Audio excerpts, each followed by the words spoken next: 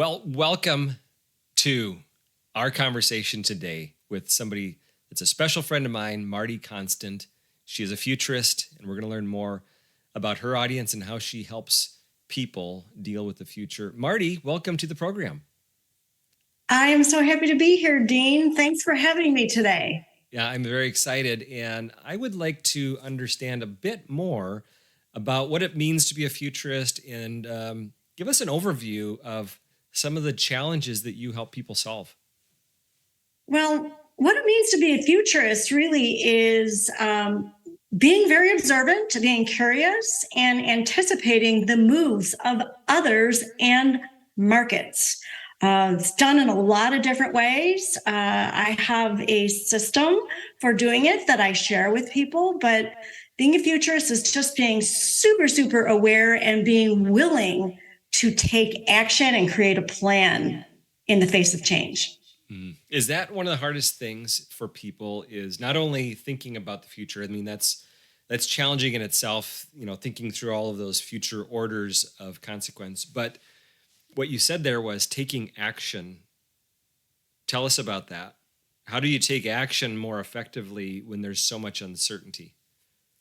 So you don't want to take action blindly or without thinking. You want it to be intentional. So a lot of people get a little fearful about taking action because it means that they're putting their flag on the hill. They're actually putting, their thoughts in front of other people. But the important thing is to take action. My main goal is to cure stagnation on the part of individuals and in the workplace so that they can move forward and be productive and embracing the future of work. Yeah, the future of work. So you mentioned the word stagnation. How would I know, if I'm watching this or, I'm doing my thing as an executive or in my company, what would be some clues that would lead me to understand that maybe I'm getting a little bit flat, a little bit stagnated, and that maybe I need to reinvigorate that? What should I look for? You look for wallowing in the same circumstances over again. You look at frustration. You look at lack of progress. Your projects are stalled, your relationships are stalled, and your career might be stalled. And the company you work for may have stagnant written all over them.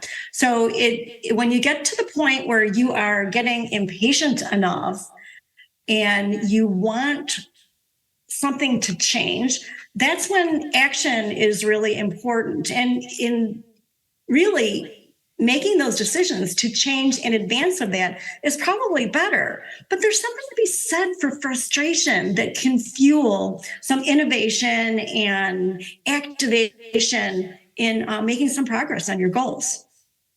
Yeah, that's a good point. It's good. It's okay to get angry. It's okay to get upset because it's telling you that we can't stay like this. Now, what do we do with it? So I'm very curious about your journey because your present was formulated in the past as you thought about your future. Tell us about what led you to be focused on the future of work and the futurist work that you're doing today. It was always a sense of curiosity about what's next. Maybe I could say about myself, I'm impatient. And as an artist, which is how I grew up, an artist and a designer, I was always imagining what could be. So even to the extent that I was drawing and painting things that didn't exist or what I wanted to happen. So as a mindset, that happened as a young person. And then when I got involved post-college into the technology world, I went straight into technology. I could have worked for consumer packaged goods products companies. I could have worked, working on hot dogs and hamburgers and cereal packages. But I chose not to do that intentionally because I wanted to be in an area where it was really somewhat futuristic. I wanted to figure out what was next. So that's how my interest in it started. And then the other interesting part of that story is my fascination with agility. I looked at agile software development processes in before the year 2000, and actually just early 2000s. And I thought, engineers have it all solidly figured out. They know exactly how to work with one another, exactly how to work in sprints and series of activities, and they get stuff done. And I thought, why isn't marketing like this? I was in charge of marketing. I thought, why aren't we thinking like this? So that goes all the way back to 2012, I think, is when I started working with an agile marketing global group. We invented the principles and the values for agile marketing that reflected a similar approach that the software developers did in the year 2001. And it was on the airplane ride back from that, I said, why can't we apply agility truly to a mindset and to careers and to everything else? Of course, there's agile HR, there's agile everything. But back in the year 2000, there wasn't. Back in the year 2010, there wasn't. Now it's part of our vernacular. Yeah, that is really fascinating, because that was a new concept then, and now it's become very prevalent. But even now today, it's almost an opportunity on the flip side, because we hear the word agile so often that people still are missing what that real meaning is. So if you think about your maybe your clients, or maybe if I'm watching this conversation and I'm a speaker or an entrepreneur, I have my own business, what might be a couple of principles from the world of agile that I should keep front of mind and that I can apply in my world? I created a career agility model. So agile does apply to many things, as we just talked about.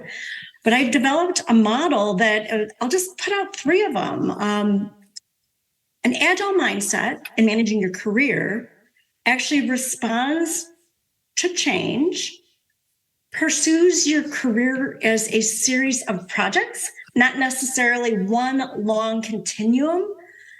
You think about activating your feedback squad. So think mentorship, think collaboration, think open sourcing your ideas in a venue that you can get feedback.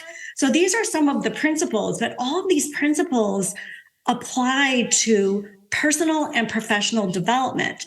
Organizations that hire people that think like this are the organizations that soar, because they have someone really riding that road and beating that drum and making progress.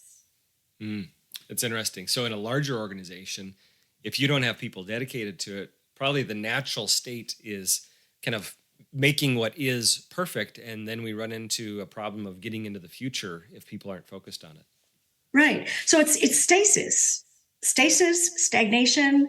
I always say that, it's about, when you cure stagnation, you're invigorating communication, you're instigating action, and actually getting people pretty excited about the work that they currently do. If they're thinking about their work as a series of projects, they might have ebbs and flows, but they're going to have those high points on those projects, and they're going to be noticed by the people that employ them, and they're going to be assigned really cool projects and advancing their careers.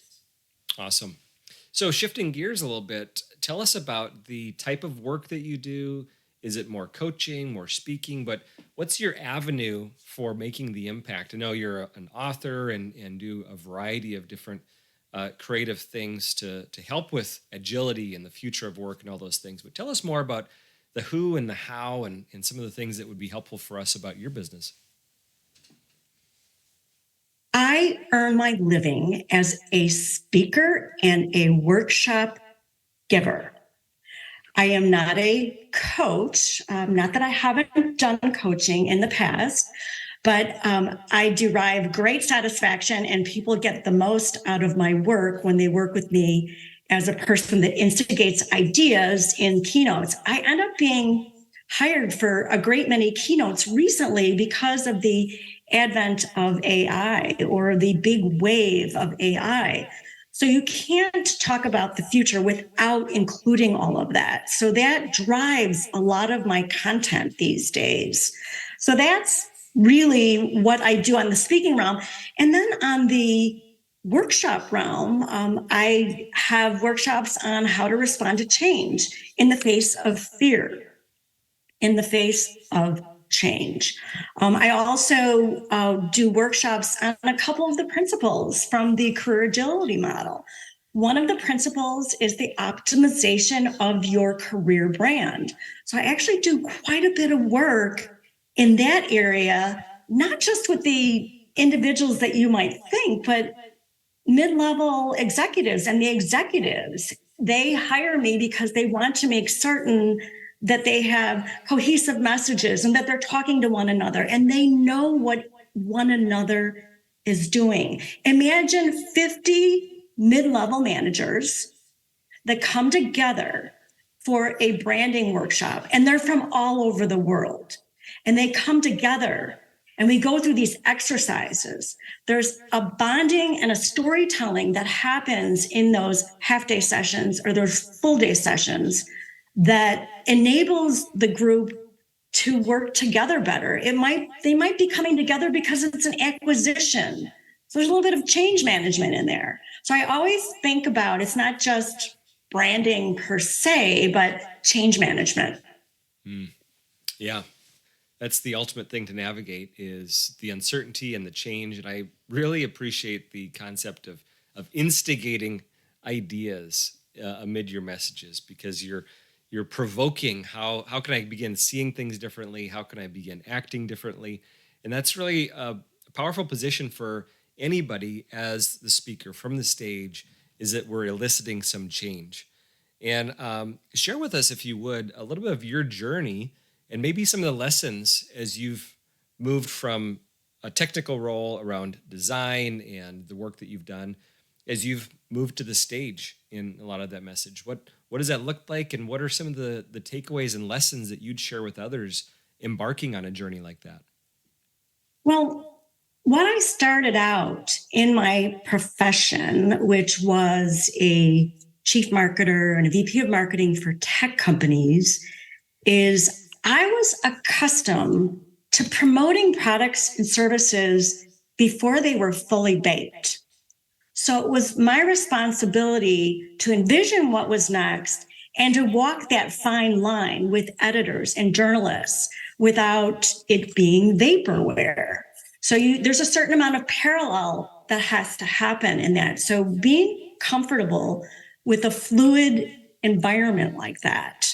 And I viewed my responsibility as a marketer, as a person responsible for getting out, promoting products and services and messages and creating demand. And when I decided to change this over to speaking and workshops, I was doing more of the same because I chose products. I chose a term, career agility. I invented it 11 years ago, still the number one definition on Google. I have like 25 illustrations under images, so it's like the number one presence there. So it's about inventing something and being able to talk about it.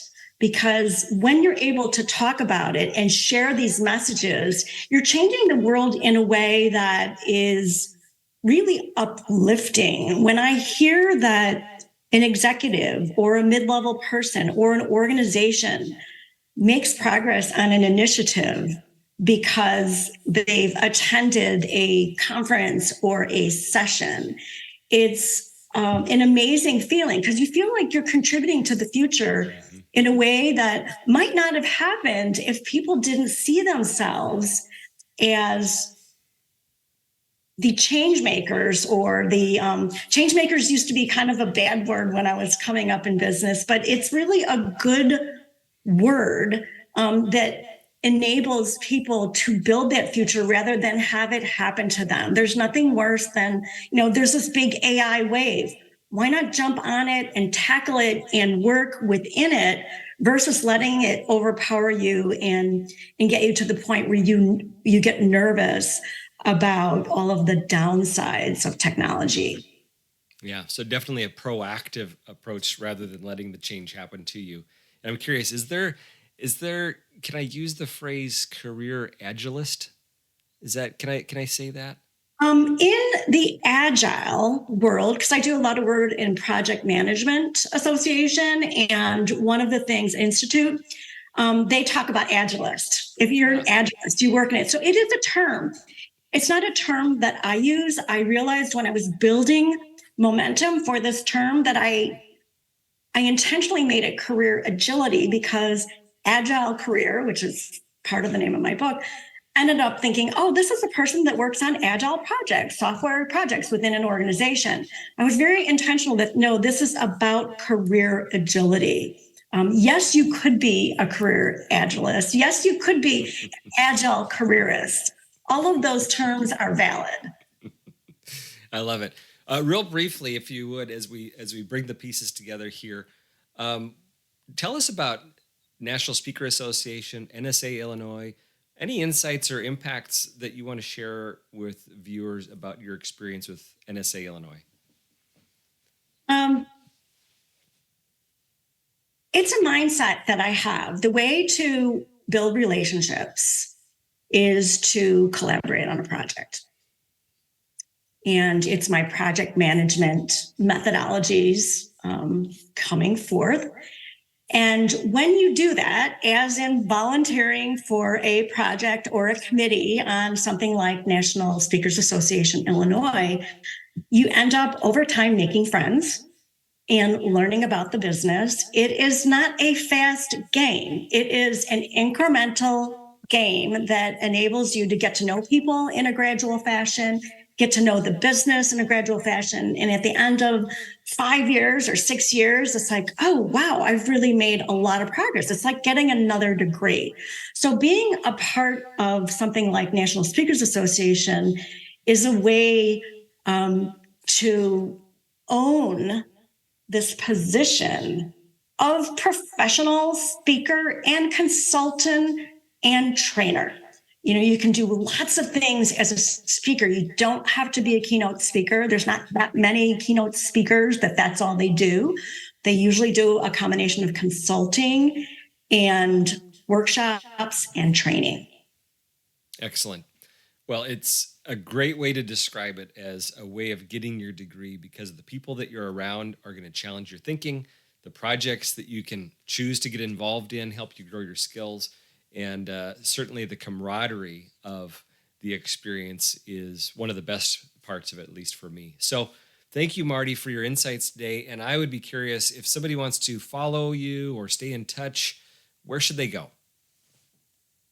If I only had one place, it's a tough one, but I think I would send them to the most dynamic place out there, and that is LinkedIn. So I'm the only Marti Konstant in the world, and I produce a lot of visual and narrative content there. So that is the most current way to keep in touch with the latest content.